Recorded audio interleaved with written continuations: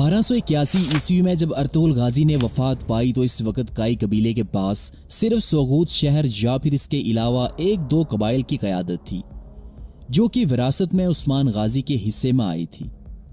उस्मान गाजी ने इस कबाइली सरदारी को एक सरहदी रियासत तक पहुंचाने और फिर सरहदी रियासत से एक सल्तनत की बुनियाद रखने तक बड़ी कामयाबी हासिल की थी। और जब उस्मान गाजी का इंतकाल हुआ तो इन्होंने अपने बेटे ओरहान के लिए जो विरासत छोड़ी वो इससे कहीं ज्यादा थी जो इन्हें अपने वालिद अर्तुगरुल गाजी से मिली थी।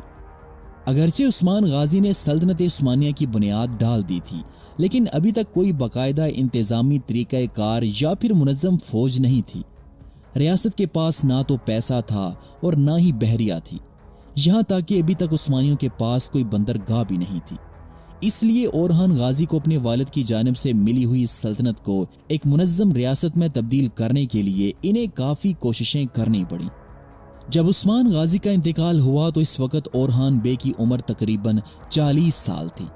अपनी ज़िंदगी के आखिरी सालों में इन्हें अपने वालिद उस्मान गाजी की बीमारी की वजह से इन्होंने सल्तनत का इंतज़ाम संभाला और बहुत सी कामयाबियां हासिल की।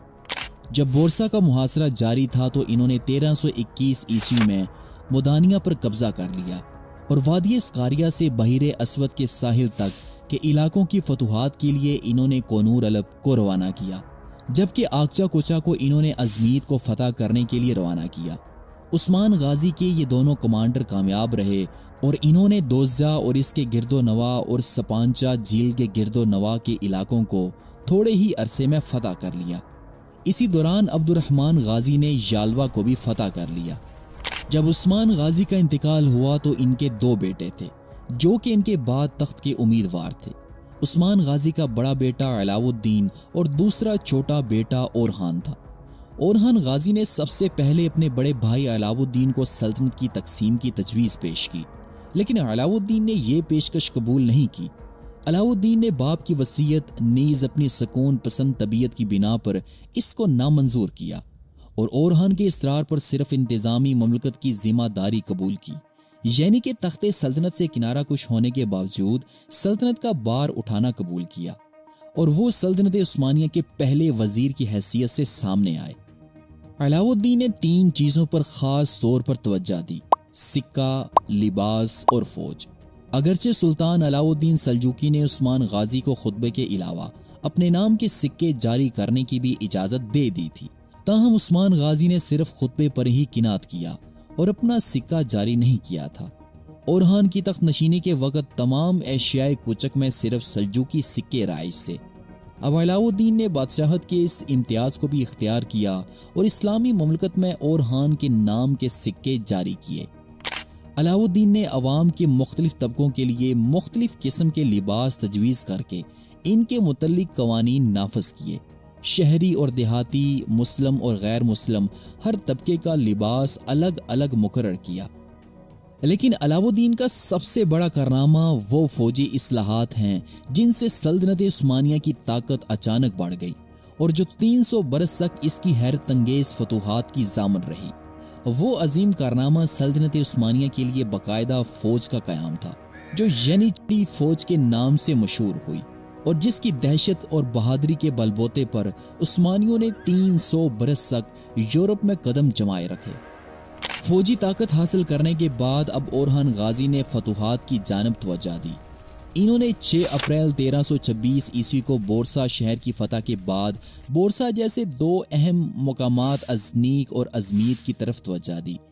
इस वक्त अजनीक एक सनती शहर था जो कि बोरसा से भी बड़ा था, जबकि अजमीत एक तिजारती बंदरगाह थी। अगर ओरहान गाजी इन 2 शहरों को फतह कर लेते तो उस्मानियों के पास अहम तरीन शहर होते और रूमी बहरे मारमरा में अपने मजबूत कदमों से महरूम हो जाते। अजनीक शहर पर कब्जा करने से पहले खलीज अजमीत के जनूबी साहिलों को कारा मुरसल बे ने फतह कर लिया था, जबकि कंडीरा के आसपास के इलाके को आकचा कुचा ने और कारतल के करीब अस्कोदार और इसके शुमाल में समांदरा किले को कोनूर अलब और अब्दुर्रहमान गाजी ने फतह कर लिया था। अजनीक शहर की नाकाबंदी और मुहासरा उस्मान गाजी के आखिरी अय्याम में शुरू हुआ था। ओरहान गाजी जब हुक्मरान बने तो इन्होंने इस शहर की नाकाबंदी सख्त कर दी और मुहासरे का दायरा कार वसी कर दिया। इस दौरान मफतूहा इलाकों में यूनानियों के साथ तुर्कों के अच्छे सलूक की वजह से अजनी के आसपास के यूनानियों ने शहर के लोगों को तुर्कों का साथ देने का मशवरा दिया और कुछ लोग तुर्कों की तरफ से जंग में शामिल हो गए। लेकिन अजनीक शहर चारों तरफ से सख्त तरीन दीवारों से घिरा हुआ था, इसलिए ये ज्यादा महफूज था और तामीर के लिहाज से ये अनातोलिया में मशरकी रोमी सल्तनत का सबसे मशहूर शहर था। इसके अलावा ये शहर ऑर्थोडॉक्स के मुकद्दस मकामात में से भी एक था, जिसने इस मशरकी रोमी सल्तनत के शहर को बहुत ज्यादा अहमियत दे दी थी। अनातोलिया में हालात की संगीनी को देखकर रोमी शहंशाह एंड्रोनिकोस सोम ने अंदरूनी बगावतों को ख़त्म करते हुए फौज की सरबराही की और 1329 ईस्वी में वो अपनी फौज के साथ अनातोलिया की तरफ रवाना हुआ। एंड्रोनिकोस इस उम्मीद पर कुस्तुनतुनिया से रवाना हुआ कि वो ओरहन गाजी की फतूहात को रोककर अजनीक शहर को बचा लेगा। इसके अलावा इसकी ख्वाहिश थी कि वो ओरहन गाजी को शिकस्त देकर तुर्कों से अनातोलिया में अपने खोए हुए इलाकों को वापस हासिल कर लेगा। इधर जब ओरहन गाजी को यह खबर मिली कि रोमी शहंशाह खुद अपनी फौज के साथ अनातोलिया में ओरहन से जंग के लिए पेशकदमी कर रहा है, तो इन्होंने अजनीक शहर का मुहासरा अपने बेटे शहजादे सुलेमान के हवाले करके खुद रोमी फौज से जंग करने के लिए वो अपने लश्कर के साथ अजमीर चले गए। देरी असना रोमी शहंशाह ने गेब्जे और एस्की असर शहर के दरमियान अपनी फौज के साथ पड़ाव डाला और वहां तुर्क फौज से लड़ने का इसने फैसला किया। वो मुकाम जहां मैदान जंग का इंतखाब किया गया था वो रोमी फौज के लिए बेहतरीन मैदान था। 10 जून की सुबह को जब आग बरसाता सूरज तलू हुआ तो दोनों फौजें आमने सामने खड़ी थी।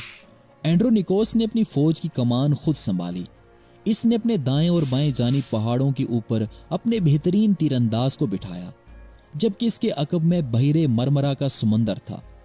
एंड्रोनिकोस का मंसूबा यह था कि वो उस्मानियों को मैदान जंग की तरफ खींचकर वहां इनका मुकाबला करेगा, जबकि दूसरी जानिब ओरहन गाजी पहाड़ी से मैदान जंग का निजारा कर रहे थे और रोमी फौज को इस नाहमवार इलाके की तरफ मुतवज्जा करने और अपने घुड़सवार दस्तों के साथ घात लगाने का मंसूबा बना रहे थे। और इस मंसूबे के मुताबिक ओरहन गाजी ने इब्तिदा में अपने 300 अफराद पर मुश्तमिल घुड़सवारों का एक दस्ता मैदान जंग में उतारा। इस दस्ते ने रोमी फौज पर तीर बरसाए और वो वापस पीछे हटने लगा। ये दरअसल एक जंगी चाल थी कि दुश्मन इस दस्ते का पीछा करते हुए ओरहन गाजी के मनपसंद के मैदान में आए, जहां पर घात लगाकर इस पर हमला किया जा सके। लेकिन रोमी शहंशाह एंड्रोनिकोस ने यह जल्द महसूस कर लिया कि ये एक जाल है, लिहाजा इसने अपने सिपाहियों को अपनी जगह पर कायम रहने का हुक्म दिया और इसने जवाबन उस्मान गाजी के घुड़सवारों पर तीर बरसाए। ओरहन गाजी के घुड़सवार दस्ते ने एक बार फिर रोमी फौज पर तीर बरसाए। इसने ये हमला कई बार दोहराया, जिससे शहंशाह के सब्र का पैमाना लबरेज हो गया और इसने तीरंदाजों के दस्ते को खत्म करने के लिए अपने घुड़सवारों को हमले का हुक्म दिया। जब रूमी फौज अपने शहंशाह के जेर कमान मैदान जंग में उतरी तो ओरहन गाजी का ये हरवल दस्ता वापस अपने लश्कर की जानिब पसपा हो गया। ओरहन गाजी ने ताज़ा दम घुड़सवार दस्ते मैदान जंग में उतारे और यूं जंग शुरू हो गई। ओरहन गाजी की फौज तीरंदाजी की वजह से जल्द रूमी फौज पर गालिब आ गई। शहंशाह ने जब यह सूरत हाल देखी तो इसने अपने घुड़सवारों के साथ पीछे हटना शुरू कर दिया, लेकिन उस्मानी घुड़सवारों का हमला इस कदर तेज और शदीद था कि इस अफरा तफरी के दौरान शहंशाह एक तीर लगने की वजह से इसकी टांग शदीद जख्मी हो गई और जल्द रूमी हेडक्वार्टर में यह खबर मशहूर हो गई कि शहंशाह की मौत हो गई है। इस खबर ने रूमी फौज में शदीद इंतशार पैदा कर दिया, जिस पर ओरहन गाजी ने अपनी पूरी फौज के साथ मैदान जंग में उतरने का इरादा किया। रूमी शहंशाह अपनी फौज में फैली हुई इस अफरा तफरी को रोक न सका और वो खुद अपने चंद खास आदमियों के साथ मैदान जंग से भागकर कश्ती में सवार हो गया, जबकि फौज का कुछ ही हिस्सा जहाज़ों में सवार होकर कुस्तुनतुनिया की तरफ रवाना हुआ। लेकिन बाकी रूमी फौज इतनी खुशकिस्मत नहीं थी कि वो जान बचाकर कश्तियों में सवार हो सकें और जिंदा वापस कुस्तुनतुनिया पहुंच सकें। रूमी फौज का कुछ हिस्सा ओरहन गाजी के सिपाहियों के हाथों मारा गया, बाकी के सिपाही ओरहन की फौज के हाथों जंगी कैदी बने, जबकि फौज का एक हिस्सा दरिया में डूबकर हलाक हो गया। यूं ओरहन गाजी की रोमी सल्तनत के साथ होने वाली इस पहली जंग में ओरहन गाजी को शानदार फतह हासिल हुई, जबकि रोमी शहंशाह एंड्रोनिकोस सोम बड़ी मुश्किल से जिंदा जान बचाकर कुस्तुनतुनिया वापस पहुंच सका। इस फतह के बाद ओरखान गाजी अपनी फौज के साथ अजनीक शहर के मुहासरे पर वापस पहुंच आए। रूमी शहंशाह की फौज, जो कि अजनीक शहर की वाहिद उम्मीद थी, ओरखान गाजी के हाथों शिकस्त खाकर वापस कुस्तुनतुनिया चली गई। इस शिकस्त के बाद अजनीक शहर की तमाम उम्मीदें दम तोड़ गईं और अहले शहर के लिए अब हथियार डालने के सिवा अब कोई चारा न था। यूं अनातोलिया में मशरकी रूमी सल्तनत का ये सबसे अहम तरीन शहर अजनीक उस्मानी सल्तनत के कब्जे में आ गया।